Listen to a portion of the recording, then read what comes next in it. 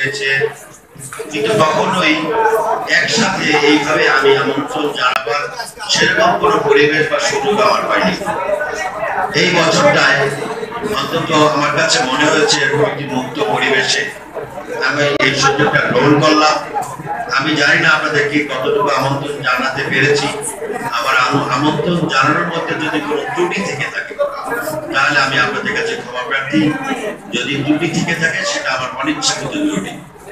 যদি কেউ আমন্ত্রণ আমি সঠিকভাবে না পৌঁছাতে পারি সেটা আমাকে ক্ষমা সুন্দর দৃষ্টিতে দেখবেন।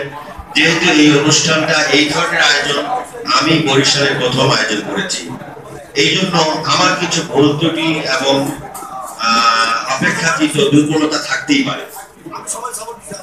ইফতারের পূর্ব মুহূর্তে মুসলমানদের সবচেয়ে বড় বিষয় হচ্ছে একটি দোয়ার অনুষ্ঠান। ইফতারের পূর্বে ইফতার সামনে রেখে দোয়া করলে আল্লাহ রাব্বুল আলামিন সেই দোয়া কবুল করে নেন। আমরা ইফতারের আগে মহান মুক্তিযুদ্ধে মহান স্বাধীনতার ঘোষক শহীদ প্রেসিডেন্ট জিয়াউর রহমান, যিনি বাংলাদেশের স্বাধীনতার ঘোষণার ডাক না দিলে মহান মুক্তিযুদ্ধের সফল হতো কিনা সেই বিষয়ে আমাদের সন্দেহ রয়েছে।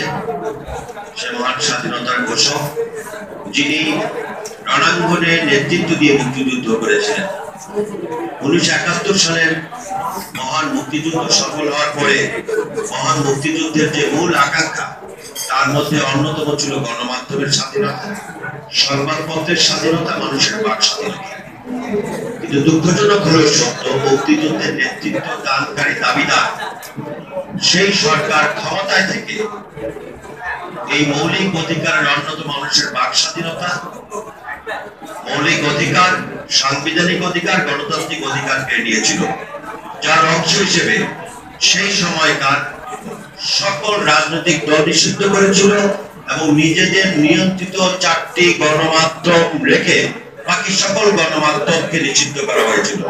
যার ফলশ্রুতিতে গণমাধ্যমের কর্মীরা রাস্তায় ভিখারির মতো রাস্তায় ঘুরে বেরিয়েছে, ভিক্ষুকের মতো তার রাস্তায় অনেকে ধুকে ধুকে মৃত্যুবরণ করেছে। শহীদ প্রেসিডেন্ট জিয়াউর রহমান সাহেব 1975 সালের 7ই নভেম্বর সিপাহী জনতার অভ্যুত্থানের মধ্য দিয়ে তিনি রাষ্ট্র ক্ষমতায় এসেছেন। তিনি সকল মানুষের গণমাধ্যমের স্বাধীনতা মুক্ত করে দিয়েছিলেন, সকল সংবাদপত্র তিনি চালু করেছিলেন, মানুষের মধ্যে সকল রাজনৈতিক সুবিধা, সকল রাজনৈতিক দলের তিনি রাজনীতি করার অধিকার ফিরিয়ে দিয়েছিলেন। বিশেষ করে আজকে এই যে ইসলামী রাজনীতির কথা যারা বলি, এই ইসলামী রাজনীতি নিষিদ্ধ ছিল, আওয়ামী লীগ নিষিদ্ধ ছিল, বাকশাল চালু ছিল, সকল রাজনৈতিক দল নিষিদ্ধ ছিল। আজকে যারা ইসলামী রাজনীতি, গণতান্ত্রিক রাজনীতি করেন, সব রাজনৈতিক দলই রাজনীতি করার অধিকার ফিরিয়ে দিয়েছিলেন শহীদ প্রেসিডেন্ট জিয়াউর রহমান।